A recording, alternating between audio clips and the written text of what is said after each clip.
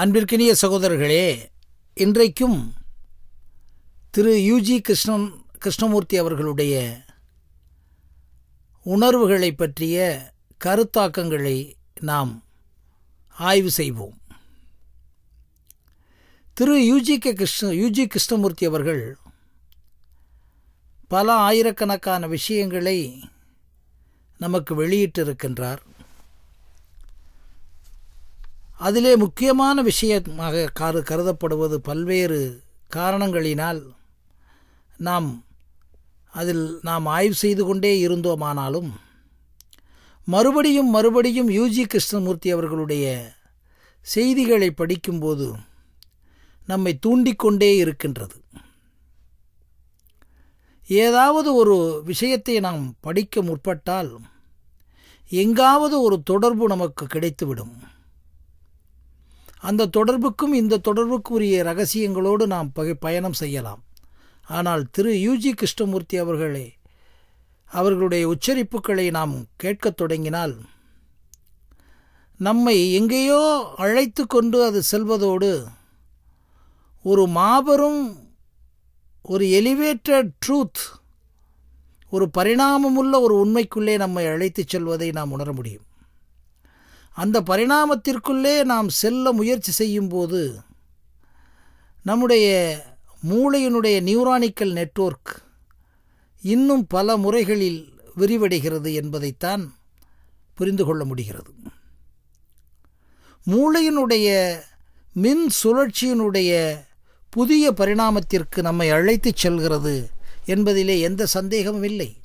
ஏனென்றால் மூளையை எப்படி பயன்படுத்துவது என்பதை பற்றி இன்றைக்கு பல்வேறு அறிவியல் பூர்வமான விஷயங்களை கொடுத்து கொண்டிருக்கிறார்கள்.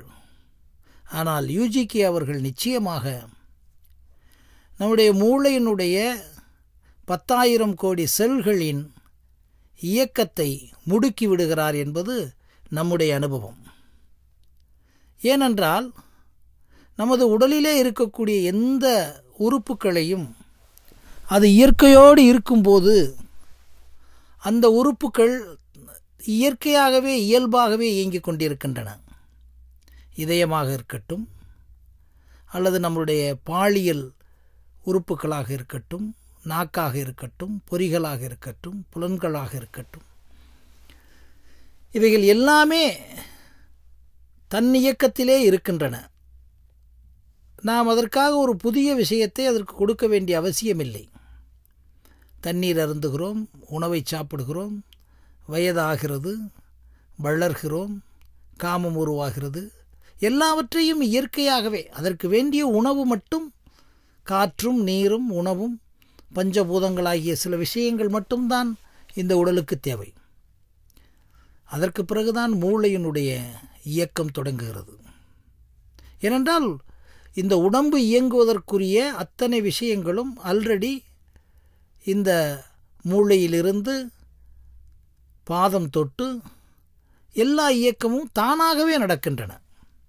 மனிதனுடைய எந்த விதமான இவன் கூறுவது போன்ற எந்த முயற்சியும் தேவையில்லை என்பது எல்லோருக்கும் தெரிந்திருந்தாலும் அந்த மூளையினுடைய பரிணாமத்தை இன்றைக்கு அறிவியல் உலகம் தேடிக்கொண்டிருக்கிறது.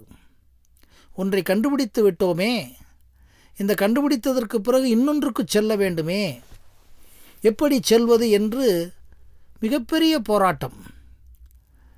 கண்டுபிடித்து முடித்து விட்டோமே, தொலைபேசி வந்துவிட்டது, அதற்கு பிறகு அலைபேசி வந்துவிட்டது, இனிமேல் எதற்கு என்று நினைக்க முடியவில்லை.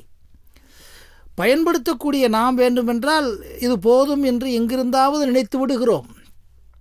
ஆனால் அந்த பயன்பாடுகளிலே அலைபேசியை இன்னும் எப்படி பயன்படுத்துவது, தொலைக்காட்சியை இன்னும் எப்படி பயன்படுத்துவது, இணையதளங்களை எப்படி பயன்படுத்துவது என்று எங்கிருந்தோ ஒரு விஞ்ஞானி தன்னை முழுமையாக ஈடுபடுத்தி கொண்டே இருக்கிறார். அப்படி இல்லை என்றால் இன்றைக்கு இவ்வளவு கண்டுபிடிப்புகள் வந்திருக்காது.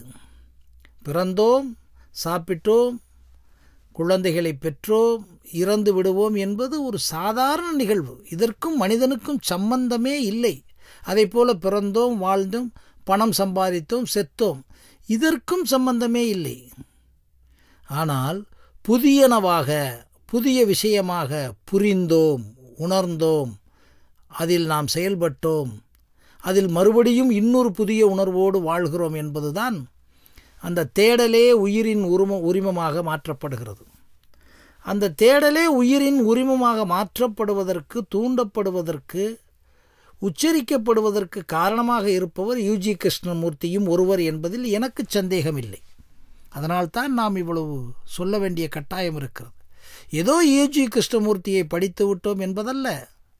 யூஜி கிருஷ்ணமூர்த்தி படித்ததை வைத்து நமக்கு தெரிந்த கருத்துக்களை மட்டும் பெயர்த்து விடுவதல்ல. மூளையை மகேஷ் பட் கூறுகிறாரே, இந்த நூலை படித்து முடித்த உடனேயே உனக்கு ஒரு மிகப்பெரிய மாற்றம் இருக்கும் என்று கூறினாரே, அது உண்மை. இன்றைக்கு கூட ஒரு நண்பர் கேட்டார், யூஜி கிருஷ்ணமூர்த்தியை பற்றி தமிழில் நூல்கள் இருக்கின்றன. அவருக்கு நான் சொன்னேன், சென்னையிலே இருக்கிறார், நீங்கள் யூஜி கிருஷ்ணமூர்த்தியை படியுங்கள். வழக்கறிஞர் வீரப்பன் என்ற ஒரு நண்பர் யூஜி கிருஷ்ணமூர்த்தி நூல்கள் கிடைக்கிறதா என்று கேட்டார். தமிழிலே இருக்கிறது, படியுங்கள். உங்களுடைய அறிவை வைத்தோ உங்களுடைய விளக்கங்களை வைத்து படித்து விடாதீர்கள் என்று கூறினேன். ஏனென்றால் படிப்பதற்கே நாம் இன்னும் சரியாக புரியவில்லை, இன்னும் படிக்கவே பழகவில்லை என்பதுதான் கடைசி உண்மையாக இருக்கிறது. படிப்பது வேறு, நீங்கள் ஏதாவது ஒரு எண்ணத்தோடு படிப்பது என்று ஏதாவது இருக்கிறதா? கேட்பது வேறு, ஏதாவது எண்ணத்தோடு கேளுங்கள் என்று இருக்கிறதா? கேட்பது, படிப்பது, பார்ப்பது எல்லாமே ஒரே ஒரு சின்ன ஆக்டிவேஷன் தான். படிப்பது என்பது படியுங்கள், படியுங்கள், படியுங்கள், அவ்வளோதான். அதே மாதிரி யூஜி கிருஷ்ணமூர்த்தி அவர்களை பற்றி படியுங்கள் என்று சொன்னேன். அப்படியா என்றார். ஏனென்றால் நூலை படிக்கலாம், படித்ததை வைத்து தனக்கு வைத்த விமர்சனங்களை பண்ணலாம், ஆனால் உண்மை அல்ல அது.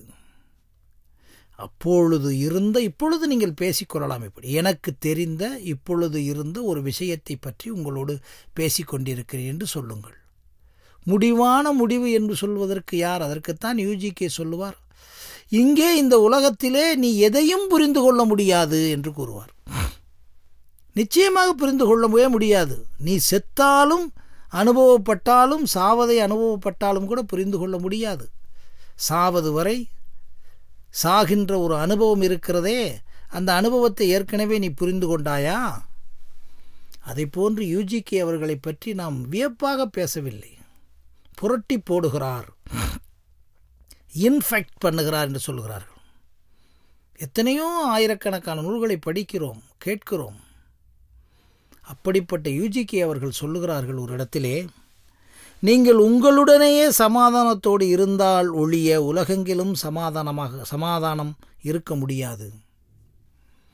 நீங்கள் உங்களுடனேயே சமாதானத்தோடு இருந்தாலே ஒழிய உலகெங்கிலும் சமாதானம் இருக்க முடியாது. எப்போது நீங்கள் உங்களுடனேயே சமாதானத்தில் இருக்கப் போகிறீர்கள்? எப்போது நீங்கள் உங்களுடனே சமாதானத்துடன் இருக்கப் போகிறீர்கள்? கேள்வி கேட்குறேன். அடுத்த பிறவியிலா?